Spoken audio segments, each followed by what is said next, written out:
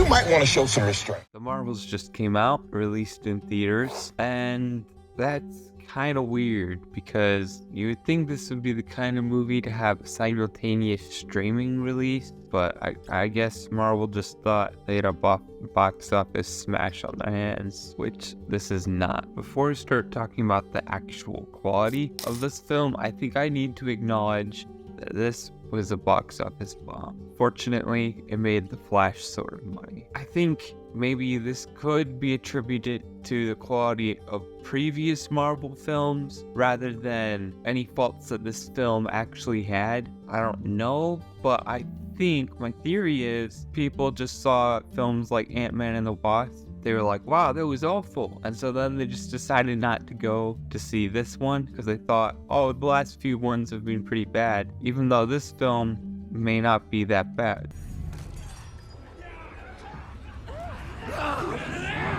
Anyway, the Marvel stars Brie Larson, Teyonah Parris, and Iman Vellani, as well as many others. It was directed by Nia DaCosta, who also directed and wrote 2021's Candyman. This movie wasn't as bad as everyone says it is. However, there were several areas where the film could have definitely been improved. One of those is the cinematography. The cinematography in this film suffers the most. It's just flat and almost non-existent. I mean, there are areas when I thought it was really cool. Like, there's this one moment towards the middle of the film where Captain Marvel is flying through space, like glowing, flying through spaceships, blowing them up. I thought that looked really dope. That looked awesome. But I think the rest of the film needed a cinematographer, like for real. Because most of the shots were just like straight on, pointed at the actor's face, flat lighting. Then there's shot composition.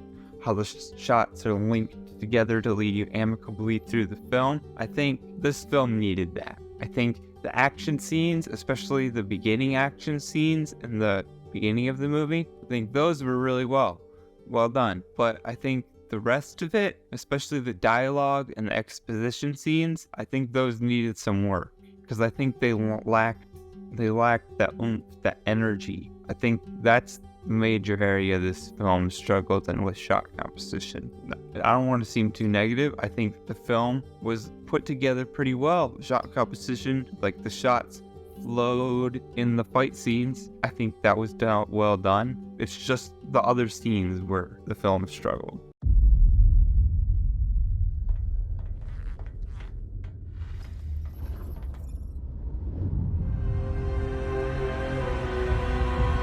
I think I really expected more from Nia DaCosta in the direction department because of the amazing work she did on Candyman. I don't know, it just wasn't that inspired. I keep on saying inspired, but it just wasn't that inspired in this movie. I feel like maybe that wasn't her fault too much. Maybe that was just how the Marvel makes their movies, how they like film a movie, then they submit it to Marvel and Kevin Feige, and then they like insert scenes that they need for the continuity. That's how they do it. Maybe that's what affected the direction of this movie, because I feel like it really lacked in some places. Another area that I think could have been improved is the story. I think the story lacked a bit. I think it needed work. It was like other Marvel films, but I don't mean that in a derogatory way because I liked Marvel films, but I feel like it did need work.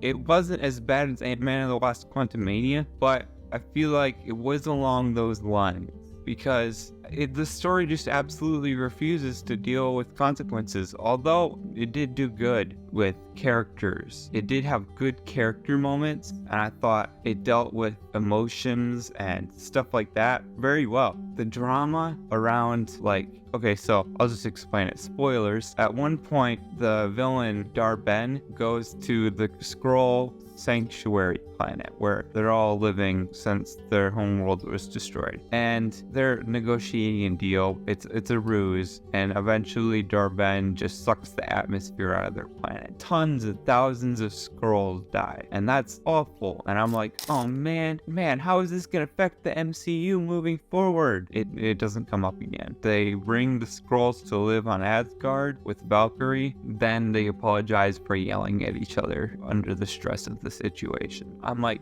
you need to deal with those consequences a little bit better, man. But it didn't. That's my gripe with the story. On a more positive note, Captain Marvel's character, it was fantastic. I loved it. And I didn't feel that way about her in her origin movie. I think because she's got more history now, it feels like she's got more like trauma and struggles and problems about her, you know what I mean? She just feels real, and she feels like I can empathize with her. I think that's a big thing that's missing for a lot of our protagonists, and I really like that it's here in this. So one thing that I don't think improved on the last Captain Marvel movie is the CGI. I feel like the CGI got a little bit worse, but I won't harp on it because I know VFX artists overworked and underpaid, and I feel like they deserve more, and I'm not going to criticize their work into the ground. I'm not going to like go overboard on all that, even though I feel like you would make great content and I like to. I think I'll restrain myself. Something I will harp on is the acting. I feel like it could have been better. I think it's not particularly good. It's not particularly bad. It's not awful. I think everyone gives a good performance, but it's not Oppenheimer good. And I feel like with the things that are happening in the story, it could have been a little bit better. I think it could have been something better, you know? Could have been a little bit more than what it was. That's probably the base theme for this movie. Nick Fury, my favorite one-eyed man of intrigue. How goes it out there? You know, cold, no air, space. And Iman Vellani as Miss Marvel, she was pretty good. She was funny, that's for sure. With that said, this was a good movie. It was entertaining and it was spectacular in the way that Marvel films often are. I think it was really good, especially the beginning. I don't think it was perfect, but it was a good movie. I had a good time in the theater.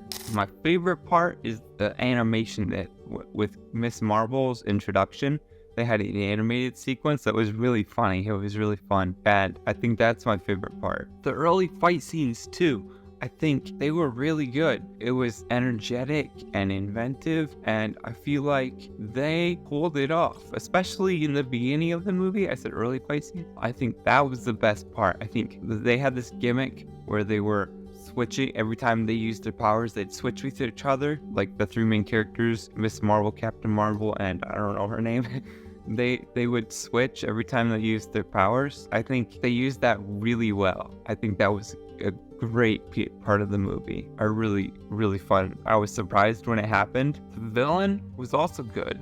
She was humanized in a nice way. I think she came across as a real, breathing person. She just wanted to save her planet, and she had enough good and bad qualities about her that it balanced out, made her seem real, which is a nice thing in today's movies. You don't get that all the time. All in all, I'll grade this with a 70%. That's like a B or C, because this movie was good. The people making it worked hard to get this on the screen for us. I think they deserve a round of applause. I think only a few of my brain cells died while watching this, and you'll have a fun time watching this too. So I recommend that you go see it, especially if you're a Marvel stan.